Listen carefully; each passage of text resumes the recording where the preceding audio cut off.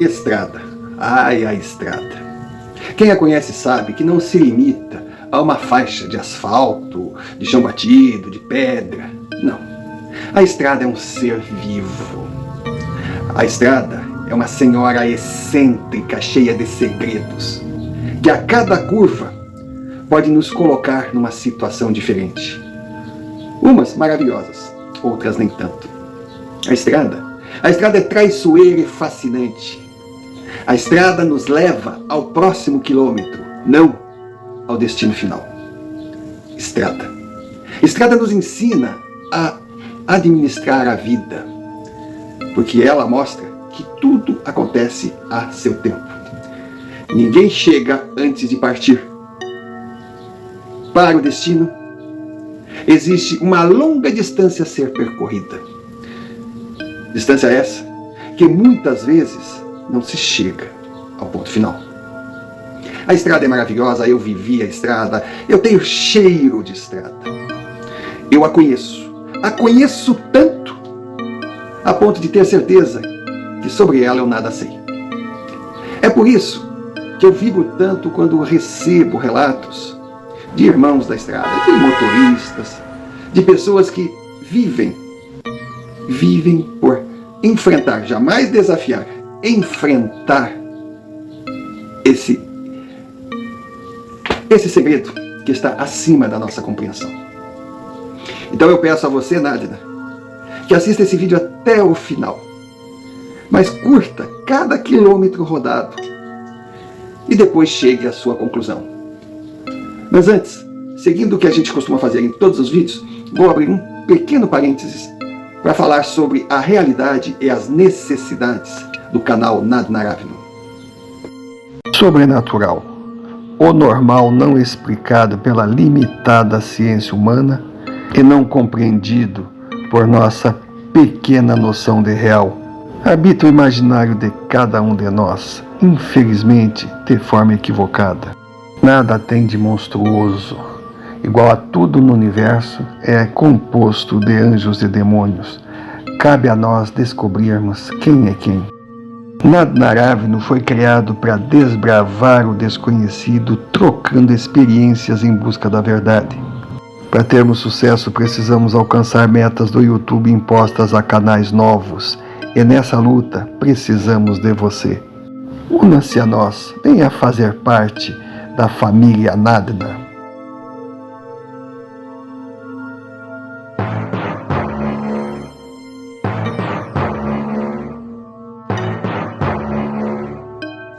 Senhor Romário, é muito bom estar aqui no canal da família Nádina, porque eu me atrevo a me considerar um Nádina, pois me identifiquei com o canal. Fico ali, contando os minutos para chegar outro vídeo. Está virando um vício. É muito legal mesmo. Desde que eu me apresente, eu sou o Luiz Carlos, não se preocupe, é nome fictício.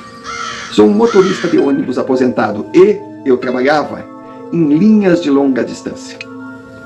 Talvez os jovens de hoje não entendam o que quer dizer uma linha de longa distância, pois não existem mais esses motoristas. O que temos hoje?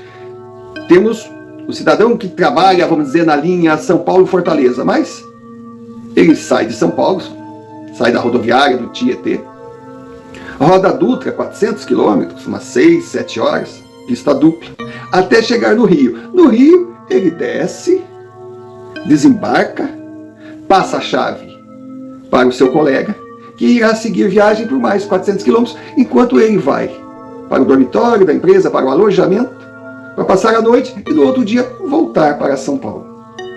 Sr. Romário, no passado não era assim. No passado, se a linha era São Paulo-Fortaleza, saía eu com o meu parceiro, a gente viajava em dupla e tocava o trajeto inteiro. A parceria tinha que dar certo. A gente não poderia ter nenhuma rusga com o companheiro. Por quê? A gente convivia mais com essa criatura e com a nossa própria família, nossa própria mulher. Então imaginem, uma linha de longa distância na dupla. A gente tinha que se conhecer. A coisa tinha que funcionar por música. Enquanto o meu parceiro dormia na cama que ficava normalmente no fundo do ônibus, eu estava ali dormindo na direção, enquanto o anjo da guarda dirigia a vida de todos nós. Era uma loucura. Normalmente, a gente revezava assim, 5 a 6 horas. Um tocava, o outro descansava. Tinha que ter juízo, porque às vezes tinha umas mini saias, umas perninhas bonitas entre os passageiros, mas não dava para ficar de tititi ali. Tinha que aproveitar a hora do descanso. Apagar, mas apagar legal. Que passada essa hora, era sentar e bater alavanca, engolir lua, encarar a distância, chamar a estrada de você, mas sempre respeitando, porque ela nunca foi de dar muita confiança. E eu gostava da profissão. Na época nós não viajávamos nesses ônibus que tem hoje, 2 andares, 3 andares, double deck, paradiso. É esse conforto todo para o passageiro e para nós também. Não. Eram as cabritas. Eram aquelas Mercedinhas 362 monobloco. Se vocês não conhecem, se quem está assistindo não conhece, vá lá, faça uma pesquisa. Aquelas bichinhas era pau para toda obra. Na reta, ninguém segurava. Mas se alguém dissesse assim no pé do ouvido dela, ó, daqui 3 km tem uma subida, ela já travava. Mas era o que se tinha de melhor. As paradas não são como hoje os graus da vida, que aquilo mais parece um shopping. Que nada. As paradas eram uns Deus nos acuda. E tinham linhas que eu vou lhe contar, que a gente já sabia mais ou menos um local que tinha uma água potável, uma barraquinha ali com umas frutas, mas o mais importante, tinha um rio, um riacho, um lago, aquele calor, naquela poeira. Então a gente parava ali para limpar o banheiro, mas limpar o banheiro assim, só o vaso. Porque na época, banheiro não é esses banheiros químicos, não, que tem aquela solução que o conteúdo cai e é dissolvido. Aí aquele pote tem que ser limpado assim de 12 em 12 horas, no máximo, para evitar mau cheiro no interior do veículo, não. Os banheiros eram um buraco. Então o cidadão sentava ali no vaso e o que ele fazia caía no asfalto. E quando você chegava nesses paradouros, um passageiro comprava uma fruta, outro passageiro ia para o canto para fazer suas necessidades, mas a maioria já chegava e se jogava no rio, se jogava no lago para se refrescar. Era um tempo romântico, mas bem sacrificado. E eu sou réu, confesso. Eu gostava daquilo. Eu gostava de repente, subir assim 20, 30 pessoas estranhas. E a gente teria aí 3, 4 dias rodando. No final, aquelas pessoas estranhas, ou eram amigos queridos que a gente sentiria falta, ou eram uns ranços que a gente não via a hora de chegar, às vezes nem na parada final, no ponto final, mas chegar num desses riachos e afogar o infeliz. Mas essa era a nossa vida. Pelo menos, a gente comia direitinho, tinha tudo pago, ganhava o cigarrinho, que era muito importante. O cigarro era o parceiro, era o cigarro e o cafezinho. Aí você diz assim, mas como assim, fumar em ônibus? Sim, era liberado. A gente podia fumar no ônibus. Os ônibus, as poltronas tinham cinzeiros. A gente rodava de dia, a gente rodava de noite. Eu tinha um parceiro que era pau para toda a obra, o Rodrigo. Eu era pau para toda a obra. Se de repente eu chegasse pro Rodrigo e dissesse, bah, cara, já passou minha hora, mas eu não tô legal para pegar, ele vai lá para trás, descansa, e ele ia. Se acontecesse o contrário, mesma coisa, um abraçava a causa do outro. E o Rodrigo me conhecia. E ele sabia que só tinha uma coisa que me tirava do prumo. Alma penada, fantasma. Pode acreditar, senhor, mas eu sempre tive pavor. Nunca gostei de filme de terror, nunca gostei de história de terror, não queria nem ouvir falar. Só que o Rodrigo, ele não podia tirar onda com a minha cara, porque ele também tinha pânico, pasmem, um homem de 1,90 m, de cócegas. Aquele cara sentia cócegas que, pelo amor de Deus, era fazer assim com o dedo e ele já ficava, cara, era uma piada. Inclusive, quando ele chegou na empresa para trabalhar comigo, ele tinha vindo de outra, ele foi demitido.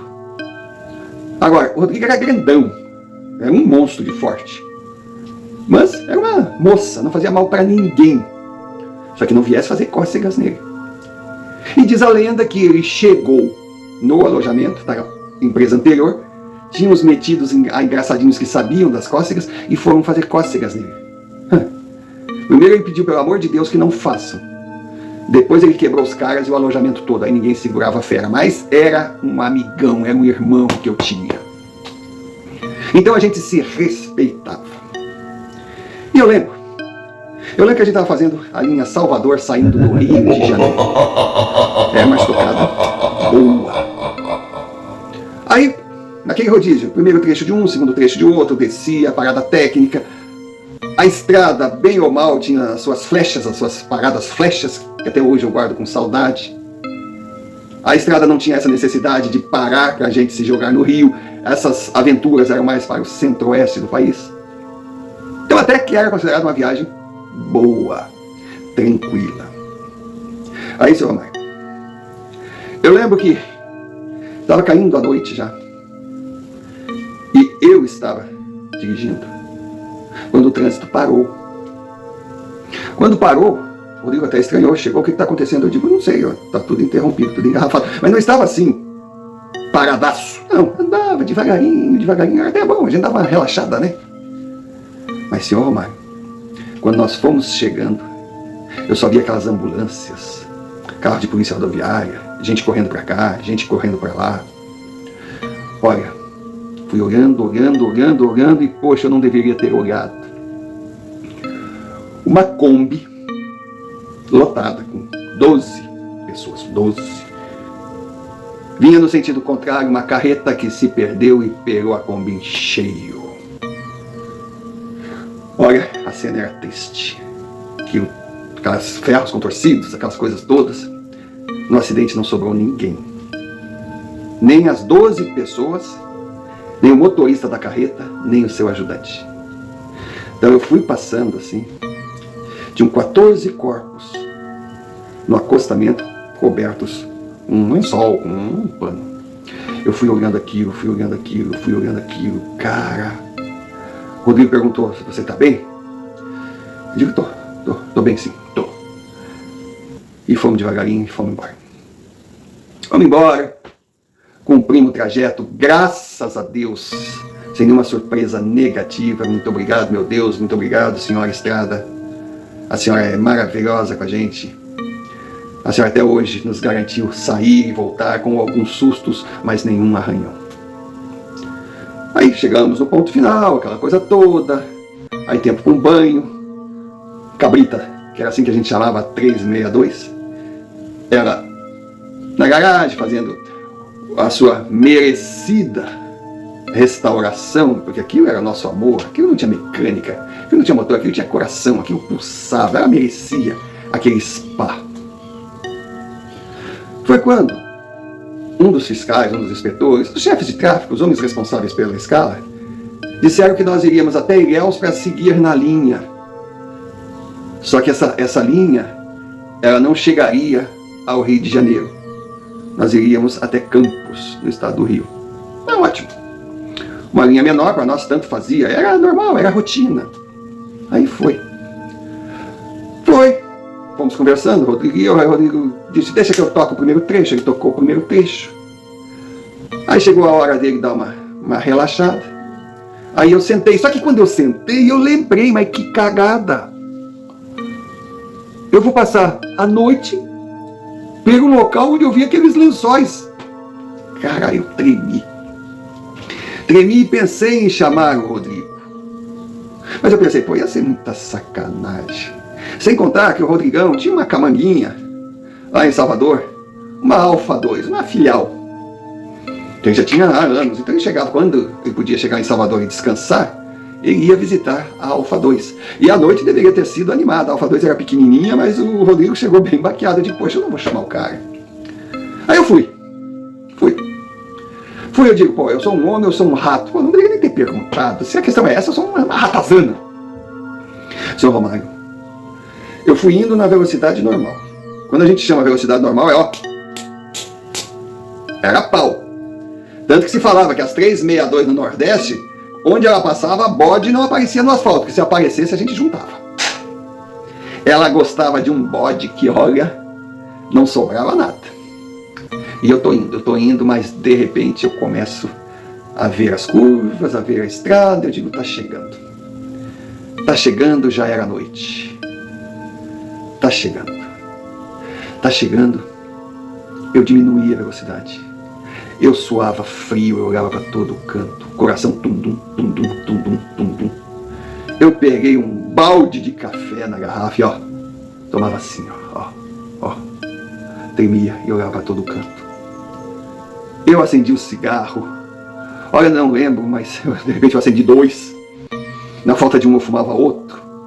Eu estava assim, ó. Mas eu estava em pânico, porque estava chegando o lugar. Deus me livre se eu visse aqueles lençóis caminhando pela estrada. Meu Deus do céu.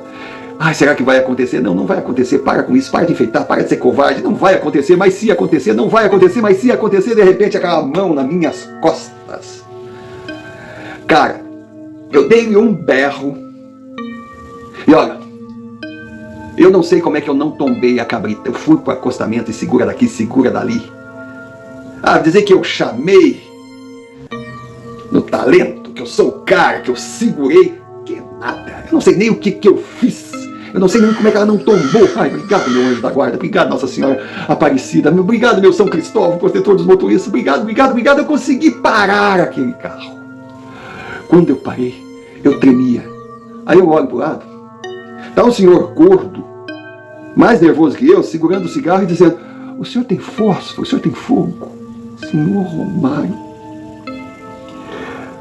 Talvez o normal fosse eu querer levantar e esganar aquele coitado, mas ele não tinha culpa.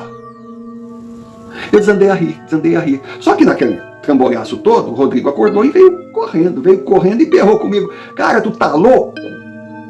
O que aconteceu? Babou na gravata? Não segurou meia dúzia de quilômetro? Foi isso?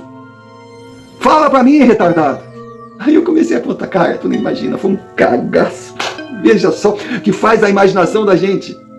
Eu vim aqui morrendo de medo, olhando aquele asfalto, pensando que alguma alma penada ia aparecer na minha frente. Aí veio esse senhor, esse gordinho, bateu nas minhas costas para pedir fogo. Eu entrei no pânico, tu sabe como é que eu sou. Já fui para o acostamento, mas graças a Deus não aconteceu nada, estamos todos salvos. Rodrigo olhando para mim assim, ó. Eu ria e ele sério. Eu tentava, e ele sério. Eu digo, pô, parceiro, também não vai me crucificar, pô, acontece. Pô, vai dizer que tu nunca saiu pro acostamento, que tu nunca deu uma rateada? Ratei, tá bom, desculpa, mas deu tudo certo. Como é que estão os passageiros lá atrás? Eu acho que tá tudo seguro. Só foi o susto. Ele olhou pra mim assim e diz: ô louco, tu esqueceu que nós estamos fazendo uma perna, que a linha vai começar em Ilhéus, e que nós estamos batendo lata, não tem passageiro no ônibus. Aí eu parei. Eu só disse: pior, a gente tá vazio. Aí, a não ser que tu pegou uns cabritos aí pra gente comer um por fora. Só pra quem não sabe, o cabrito era uma viração que motoristas faziam muito antigamente. Hoje tá mais difícil, mas sempre tem um outro que faz. E a gente tá rodando, aparecem os passageiros meio avulsos ali, a gente embarca, leva de um trecho a outro, cobra a passagem e coloca esse dinheiro no bolso pra completar na refeição e no cigarro. Isso que a gente dizia, porque a gente ganhava cigarro nas paradas. Eu olhei para ele: eu não peguei cabrito. Eu disse: então, ô maluco, quem é que te pediu fogo? Ele: eu não sei. Porra, assume que tu se perdeu na curva, se perdeu no asfalto, que deu uma facãozada, assume, mas não conta essa história. Aí eu comecei a tremer, e aquilo tudo saiu. Eu chorava, mas chorava que nem criança, chorava de um jeito que ele nunca me viu chorar. Aí, como nós ainda estávamos parados no acostamento, ele: vai, levanta daí. Eu levantei, sentei do lado dele. Ele começou a tocar, me olhava, eu olhava para ele, eu chorava, ele me olhava, ele não falava nada. Ele entendeu que era hora de não ter o que falar. Aí depois que eu me acalmei, eu fiquei em silêncio, acendi o cigarro. Aí ele pegou um café, foi tocando. Aí eu olhei para ele e disse: você acredita em mim? Ele: meu irmãozinho, tu é meu camarada. Tu nunca mentiu para mim. Eu não tenho por que não acreditar. Eu só não consigo entender. Aí eu simplesmente completei: eu também não entendi nada. Eu só sei que eu saí da estrada porque eu estava morrendo de medo, eu estava tremendo e senti aquela mão gelada aqui. Aí foi quando eu pensei, mas vem cá, gelada por quê se estava um calor danado? Aí a coisa piorou. Aí o Rodrigo falou para mim, ó, faz o seguinte, esquece, vamos tocar, vamos devagar, rapidinho a gente chega e depois vamos pensar no que fazer. Cara, a vida andou, pra lá, pra cá, pra lá, pra cá, pra lá, pra cá, desce passageiro, sobe passageiro, cada um faz o seu trecho, só que quando passava naquele específico ali, o Rodrigo sentava e eu ia lá pro fundo. Aí teve um dia que nós estávamos de folga e eu falei pra ele, eu vou tirar a cisma. Mas que cisma, cara? Eu tô com uma coisa na minha cabeça. E eu fui. Eu fui tirar a cisma. Eu fui na delegacia do local onde aconteceu o acidente. E fiz um levantamento dos mortos, dos nomes dos mortos.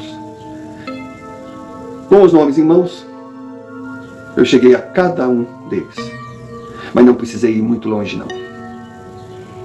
Porque de cara, eu encontrei aquele senhor gordo, moreno, assustado, que estava me pedindo fogo. Ele era um dos que estavam esticados na beira do asfalto, sendo coberto por um lençol. Bastou me aprofundar um pouco nas pesquisas para saber que o cidadão era o motorista da carreta. Não foi difícil de compreender. Ele ainda estava naquela curva, na curva da morte, sem saber o que havia acontecido e que já não fazia mais parte desse mundo. Talvez por ter sido pego de surpresa, quem sabe, por ter sido tudo muito rápido, ou até mesmo por se negar a admitir que causou um acidente com tantas vítimas fatais. Impressionante o quanto podemos nos surpreender de um medo, de um pânico, de uma ojeriza, um trauma inaceitáveis. Eu me vi possuidor de um sentimento de pesar, querendo ajudar aquele homem. Complicado decifrar aquele sentimento. Poderia ser a cumplicidade que nasce naturalmente entre aqueles que moram na estrada. Eu não sabia como, mas precisava ajudá-lo. Deixei chegar o período das minhas férias e tratei de tentar pôr em prática aquilo que no íntimo eu tinha certeza que era uma obrigação minha. Perambulei por vários lugares onde pessoas se apresentavam como conhecedoras do assunto. Encontrei vigaristas, encontrei bem intencionados, mas despreparados, encontrei pessoas preparadas que se mostravam cautelosas antes de me falar ou dar qualquer conselho. No final, me vi numa encruzilhada. Esquecer, desistir e seguir o meu caminho, ou fazer aquilo que o meu coração determinasse. Escolhi a minha opção, a coloquei em prática e levarei o segredo para o túmulo. Não fique chateado comigo, Sr. Romário. Não é falta de confiança ou algo que o valha. É apenas temor. Agir conforme o determinado por minha consciência. E não sei se conseguiria conviver com a ideia de ter tomado a decisão errada. É a dúvida com mescla de remorso que irá me acompanhar. Alguns podem classificar minha atitude como covardia. Eu prefiro pensar ser uma autodefesa. Ao lembrar desse meu amigo de um único encontro, peço desculpa por ter sido mal educado. Fico pensando, se quando ele me pediu para acender o seu cigarro, eu não me deixasse levar por medo, por frescura ou por qualquer outro sentimento e tivesse feito o que ele me pediu, quem sabe não seria ali a chance que ele teria de se libertar e continuar na sua jornada. Agora, eu não me considero culpado de nada. Mesmo que não tenha agido da forma correta, me tornei apenas a 15ª vítima daquela curva. Mais uma da velha e conhecida estrada. Linda, traiçoeira, fascinante. E quando decide ser cruel e perversa.